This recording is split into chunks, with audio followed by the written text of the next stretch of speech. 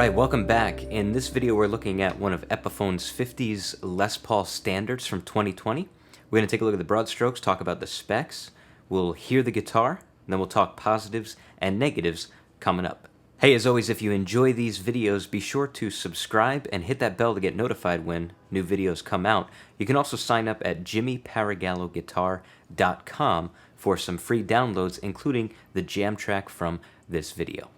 This example of the 50's Les Paul standard from Epiphone is in the Heritage Cherry finish, and it weighs in at 8 pounds, 15 ounces. We'll start from the headstock and work our way down. The 2020 Epiphone models feature the Kalamazoo-inspired headstock shape, and we have the Epiphone logo, Les Paul model, and then standard printed on the truss rod cover. The 50's model features what Epiphone calls the Vintage Deluxe tuners in an 18:1 ratio. On the back they're stamped Epiphone Deluxe, and also on the back of the headstock you'll have the QC stickers and the serial number. Moving down past the headstock we have a Graph Tech nut, which is set up pretty well. Tuning is nice and smooth. Let's talk neck and fingerboard now. The neck is made of mahogany, and it features the 59 rounded medium C shape. So this is the 50's neck, which is just a little bit chunkier than the 60's slim taper. So that's one of the differences between the 50's and 60's Les Pauls, even in the Epiphone line for this year. Now, the best way to figure out which neck shape you like, honestly, is just to try out both models of guitar, and you'll determine which one you feel most comfortable with. I personally find this one comfortable, but again, it's totally up to you. Here are the neck depth dimensions on this guitar. At the first fret we have 0.86 inches, about 22 millimeters, and at the 12th fret, 1 inch, about 26 millimeters. The fingerboard on this guitar is Indian Laurel with pearloid trapezoid inlays, cream binding, and 22 medium jumbo frets. Of course, the scale length on this guitar is 24 3/4 inches. Now, these Epiphones have been taking a hit on their quality control, specifically with the frets. Thankfully, on this guitar, no issues, and it's actually a little bit better than the 60's Les Paul that I reviewed earlier. Here are the dimensions on the fingerboard width. At the nut, 1.68 inches, about 43 millimeters. 12th fret, 2.09 inches, about 52 millimeters. And at the end of the board, 2.25 inches, about 57 millimeters. Focusing on the body now, again, this is the Heritage Cherry finish with cream binding, and the construction is a mahogany body with a maple cap, and then on top of that there is a veneer for the flamed maple look on the top of the guitar. And you can see those different layers here at a couple different angles. Epiphone specs this guitar specifically with a long neck tenon. Here's a look inside the neck pickup cavity for that. The thickness of the body at the cutaway is 1.93 inches, about 49 millimeters. The back of the guitar also has a veneer, which you can see in this shot, and that's for the purpose of making it look as though it has a one-piece body. The hardware on this guitar is an Epiphone branded ABR bridge and stop tailpiece, all in nickel. Now for the electronics. Epiphone specs these as having a ProBucker 2 in the neck and a ProBucker 3 in the bridge. Check out the pickups that are in this guitar. The neck pickup is a PB1 NHCN-4-2 dated November 2019, and the bridge pickup is a PB2 NHCB-4-2 dated November 2019. They're both labeled Designed by Epiphone USA. Here are the readings for the pickups installed in the guitar. The neck pickup, 7.48K, and the bridge pickup, 8.09K. The wiring in the guitar is the 50's style method of wiring with what look to be Mallory 150 series caps. Now, these guitars are advertised with CTS electronics. Let me show you the pots, volume, and tone. Here are the specs. The volume pots are labeled CTS L500Ks. The numbers there, 450S, 3618, and 1946. The tone pots are CTS A500K, and the numbers here 450S 3617 and 1946. All right, with all of the specs covered on the guitar, let's hear it now, and then we'll talk positives and negatives. For these tone tests, we're going to run the guitar straight into a Fender Princeton reverb. That'll go through the Universal Audio aux box and into my audio interface. We'll start with some clean tones through each pickup setting.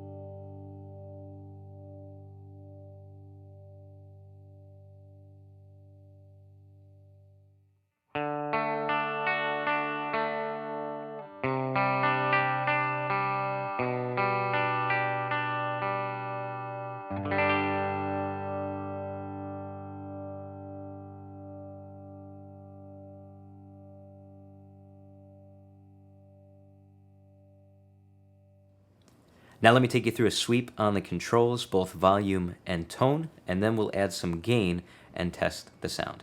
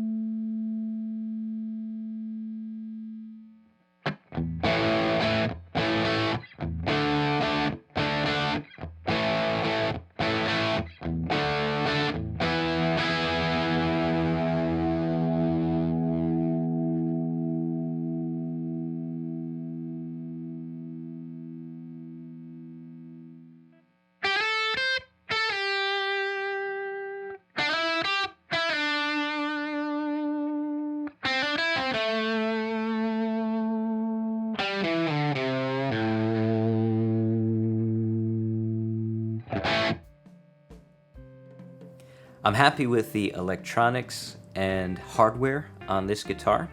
Similar to the 60s Les Paul, I like the Graphtec nut and the tuners. I feel like they're on point. This example, the 50s, the neck is comfortable, it's a well-balanced guitar, and I find the weight to be pretty nice. As far as negatives, there are some minor finish issues. Here's a shot of a bump in the binding in one area of the guitar, and at other points in the guitar there are some issues with the binding and some of these black marks that are showing up. I've seen that on the 60s Les Paul, and I've also seen this on the SG. The review for that one will be coming out pretty soon. So it's really up to you to decide, are these kind of issues minor flaws? Are they acceptable on a $500 to $600 guitar? Let us know in the comment section down below. Still, overall, I would say it's a pretty cool guitar. Comparing this though to the 60s, I would probably choose this over the 60s Les Paul Standard from Epiphone. Thanks again for all of your support. Stay tuned for some more content from the 2020 Epiphone lineup. Hit me with your thoughts in the comment section down below, and be sure to subscribe for more videos just like this, and I'll see you in the next one.